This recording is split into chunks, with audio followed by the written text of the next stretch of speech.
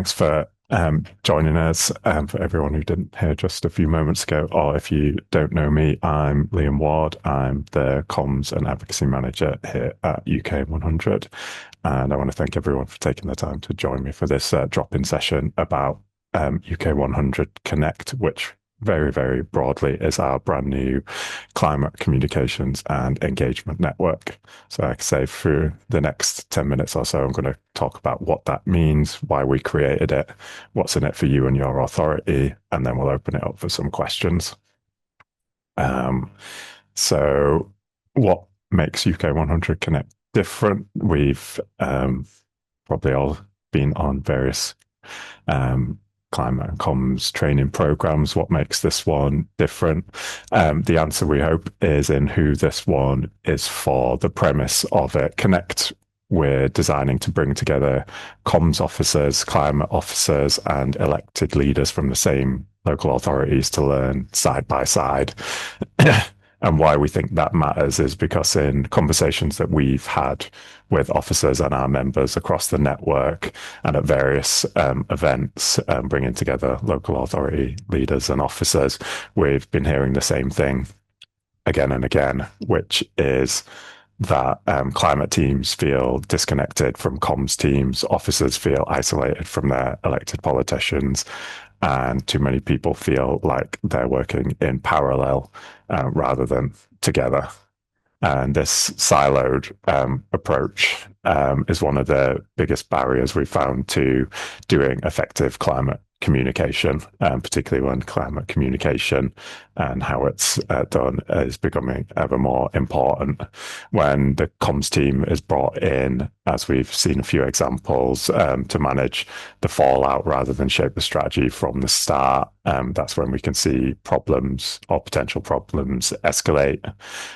This Connect program is designed to help bring down some of those internal silos with, as I say, each participating authority will nominate a team of 3, which is elected leader. That could be council leader, deputy leader, or climate cabinet member, or member most responsible for climate, plus a climate officer, again, or an officer most responsible for climate work in the council, and a comms officer or member of the marketing officer team.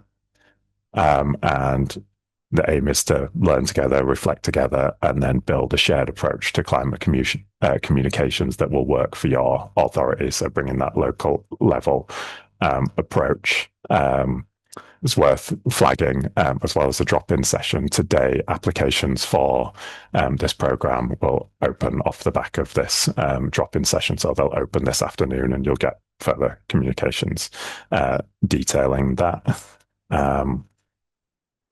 And going back a step, thinking about why, in general, climate communications matters so much at the moment and why we're launching this now. Put simply, the ground is shifting. It's been shifting for a while. And while public support for climate action remains strong, the conversation is getting harder and more nuanced. We're seeing some climate emergency declarations being rolled back in town halls across the country. Officers and elected members are facing growing hostility in council chambers, online, and sometimes in their community. The cross-party consensus that has enabled local and national climate action for the best part of the last 10 years or so has fractured like we've never seen before. And there's a few numbers that tell the story that UK100 Connect is trying to speak to, which I don't know if anyone's as avid a reader of the government's public attitudes tracker as I am, but the most recent one had a figure of 53% of Britons now say that they feel overwhelmed by conflicting information about climate change. And that's slightly up from the previous one, which was just below half of Britons, and now it's more than half, and it's been rising steadily. Meanwhile, across the UK100 network, our members and the tracking that we've done has seen Around half of members face disruption or some form of misinformation campaign across the last 2 years. Those coordinated campaigns are becoming more sophisticated, and councils can too often feel like they find themselves responding to crises rather than shaping their own narratives around their work and action that they're undertaking. And we can probably all draw on specific case studies, either from your area or that you've seen blow up nationally. Like we've seen relatively modest traffic reduction trials become international stories about climate lockdowns and 15-minute cities, conspiracy theories of that ilk. Councillors in some specific cases have received death threats, and the comms response had been playing catch up from day one in that particular example, where it always felt a bit on the back foot. But it's not all doom and gloom, because one thing is very clear from the research and the polling that local authorities are still the most trusted tier of government, particularly on climate action. And if you go by the government's figures, local authorities have that 82% influence over UK emissions. And like I say, communities trust you guys more than central government and even the media and local businesses on climate issues. So in this contested space, the voice of local authorities has never mattered more. And speaking as one voice as a local authority has never been more important. So that's basically why we created UK100 Connect, to give councils the tools, knowledge, and crucially a peer support network to communicate effectively, counter misinformation, and look at building genuine public engagement.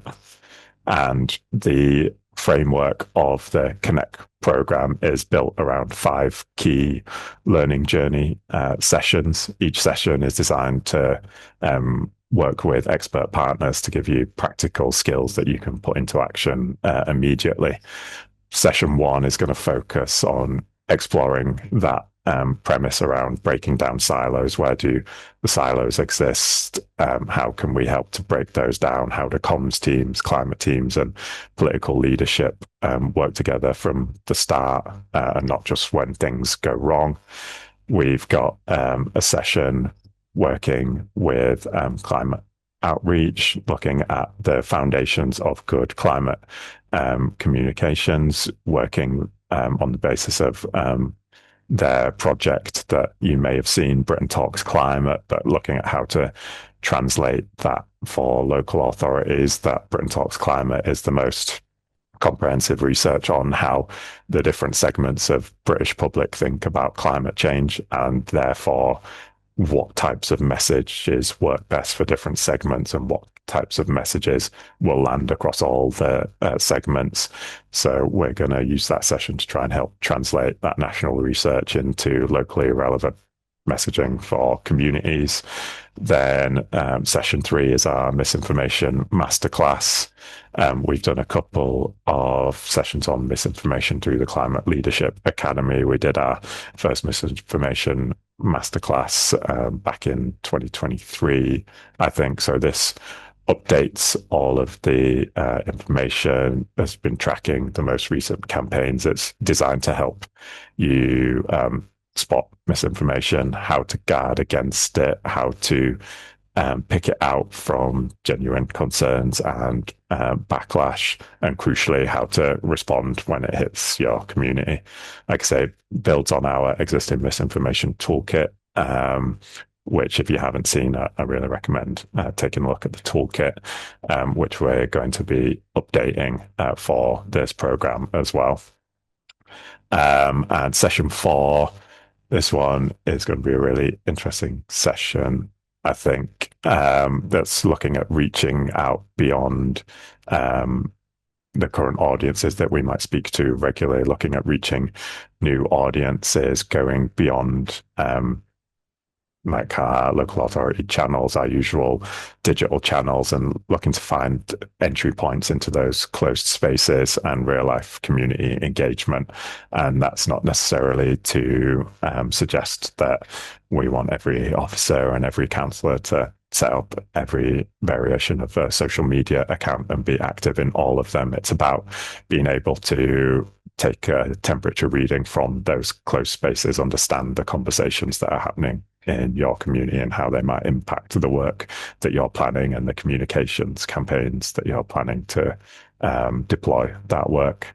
So it's about reaching people who aren't already engaged and looking at the conversations that you aren't already aware of. And then session 5 brings it all together. That's a big reflection, commitment setting, and peer accountability. We're looking at how we bring everything that has been learned and put it into action and try and set clear plans that can actually deliver some good programs going forward.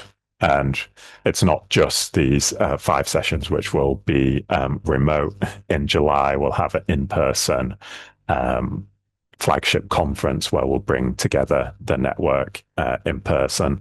And between the key learning sessions, we'll have bi-monthly reflection sessions. That's more about the peer-to-peer learning coming off the back of the learning journey sessions, exploring what was discussed, and we'll be inviting some of the experts back to answer questions to feel out what that means for your particular situations and how to understand it and deploy it in your particular contexts. There'll also be a WhatsApp community, which will have that 24/7 kind of engagement for peer support. We'll also be getting our expert facilitators to offer some support within that network to respond to any issues that arise or any pressing questions. So that's a bit like a rapid response unit inbuilt within that WhatsApp network. And then thinking about who should apply. This is a pilot year for the program. So we're looking to cap applications at around 20 local authorities.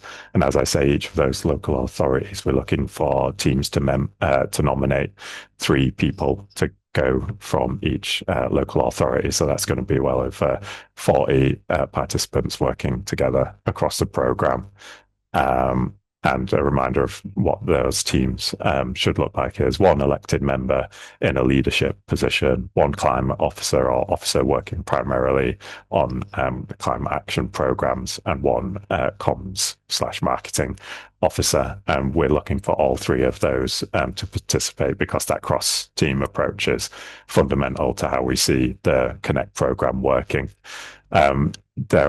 We understand not every local authority has the benefit of a dedicated climate officer, so we don't want that to put people off applying. And like I say, we're looking for someone who has a primary responsibility or some responsibility for delivering those climate programs in the council. And if you get in touch, we could talk about alternatives.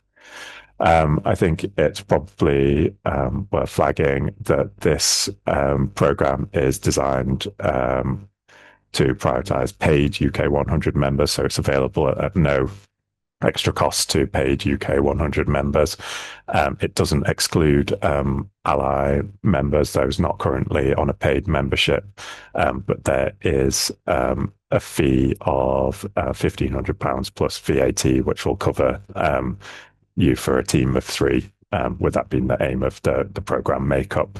However, obviously, if your authority is looking at becoming a paid member and that commitment is made before applications close, so applications close on the 1st of March, so we'd be looking for a commitment by the 27th of February, then you'd be able to access the Connect program at no additional cost. So the sales pitch there is if you've been considering upgrading your membership, now is a very good moment to do so if this program sounds like something that you want to be a part of. The program runs broadly from March to November. The final reflection session is going to be in December, and that's comprising those 5 main sessions, the bi-monthly check-ins. There'll also be monthly bulletins that kind of round up all the information we've learned and pull together the key resources from our partners and keep a track of any misinformation or communications kind of trends that we're seeing, and we'll put that all together in the bulletins. The sessions will be around 1 to 2 hours. We'll try and keep it so they can be held over lunch times where possible to fit around busy council schedules. And like I say, applications close on the 1st of March. They open today, and you can apply via a link that Kelsey will share in the chat. And if you have any questions that aren't answered today, which I'm sure there will be plenty, you can email membership at uk100.org, and one of the team will get back to you.